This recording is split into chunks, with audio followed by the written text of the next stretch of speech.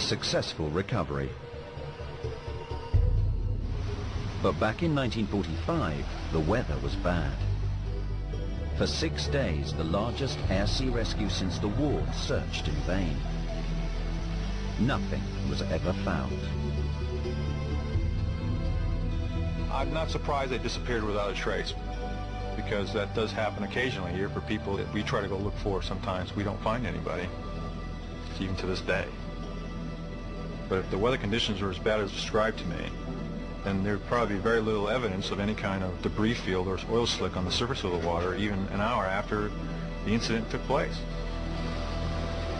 So even today, the chances of finding anyone alive or any evidence of Flight 19 would be slim.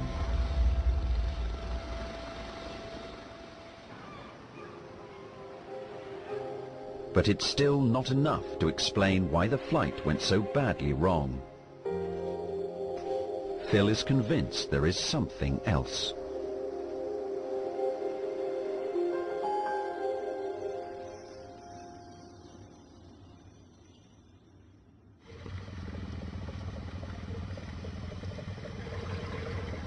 Okay, low down under the stern here, you can see the props in the gloom. 4 miles out to sea, Graham has found a strange wreck. It's not clear how she got here.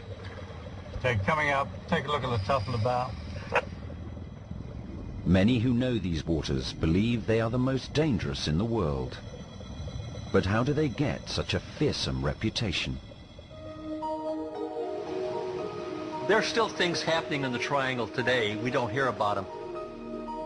I would say at least once a week, maybe twice a week, some obscure Bahamian fisherman just never comes back from fishing, just disappeared. So commonplace out there that they don't make a big issue of it. Sailors talk of massive freak waves appearing as if from nowhere and hammering ships into oblivion.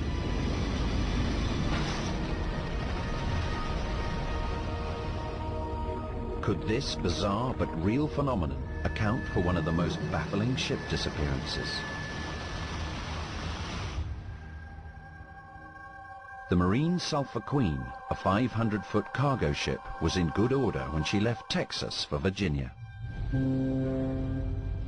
Early on February the 4th, 1963, she sent a routine radio message from 270 miles west of the Keys.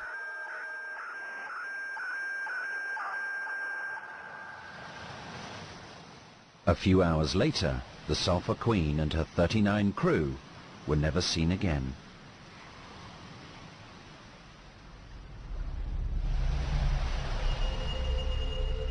There is another old mariner's tale that describes the sea literally opening up and swallowing ships.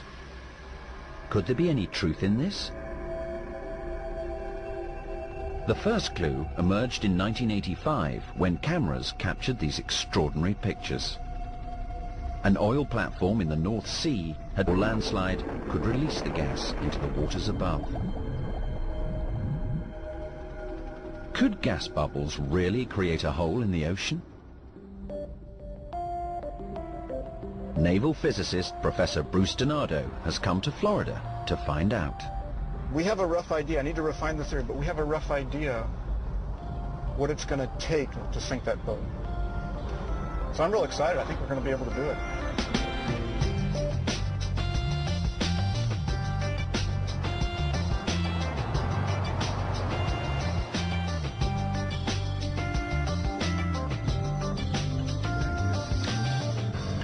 Bruce is going to try and sink this boat in the ocean off this beach in order to see if ships like these can sink in a mass of gas bubbles.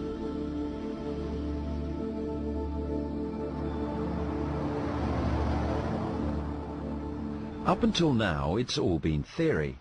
The experiment is large scale and will be the first of its kind.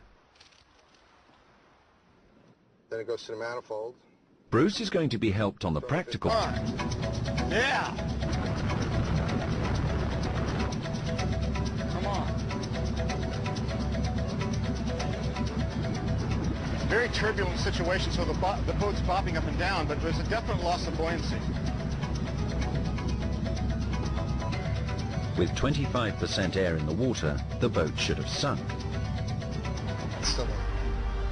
What's happening is the front is lifting and the stern is dropping because the front is in more dense water than the stern. 30 seconds, she's gone. It's looking real good. No, she's gone. She's She's going. gone. That's She's it. gone. Bye-bye. Bye-bye. They've done it. A gas eruption in the ocean really could sink a boat.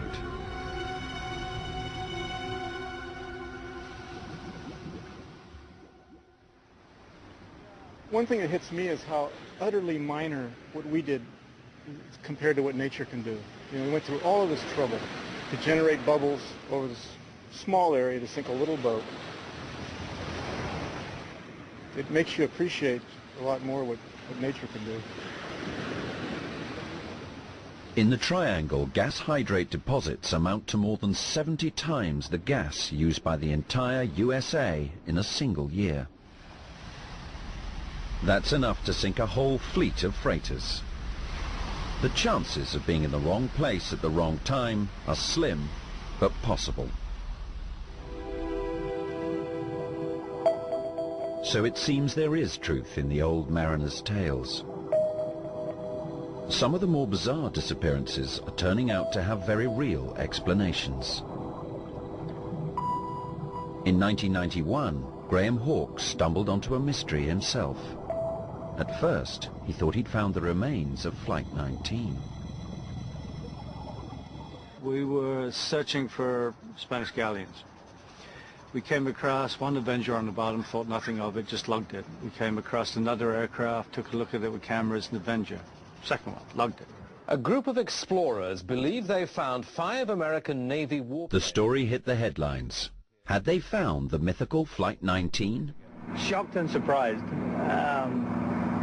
We just didn't expect to find a fifth. It just fit too closely with Flight 19. You know, 5 aircraft disappeared. He promised the media an answer within 2 weeks. After studying the grainy images taken by an old camera lowered over the side, the team concluded that these aircraft were probably not from Flight 19. But who were they? The answer would turn out to be just as strange. If that wasn't Flight 19, you mean to tell me there's another 5 Avengers linked up here? I'd like nice, easy answers. To me, it's much easier that this is the 5. Of course it's the 5. Of course they went into the sea. Here they are. There's no mystery here. Here they are. No mystery. It's much, much more untidy if it isn't Flight 19, and we have to find out where they are. Graham Hawkes is now going to return to the Phantom 5, and using a new submersible, he's going to go down there himself and find out once and for all who... Together like that, that's the question. What are they doing there? There's something about coming back in person. You find things with remote technology, and it just leaves this itch. This time we have the ceiling submersible, so this time we get to go and almost touch them and smell them, and I think we have a much, much better chance of finding out who they are.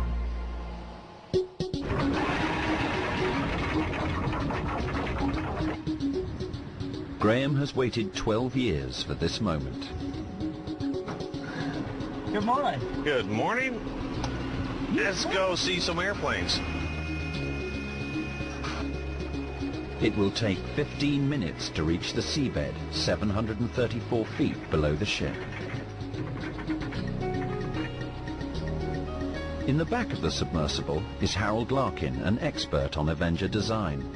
The trip is deeply personal to Harold because not only did he fly Avengers, but one of his relatives was on Flight 19 when it disappeared.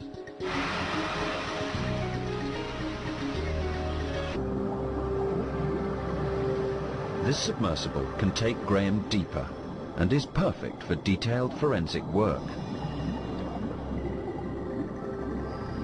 The object of the mission is to find each wreck's unique code, called the Bureau number.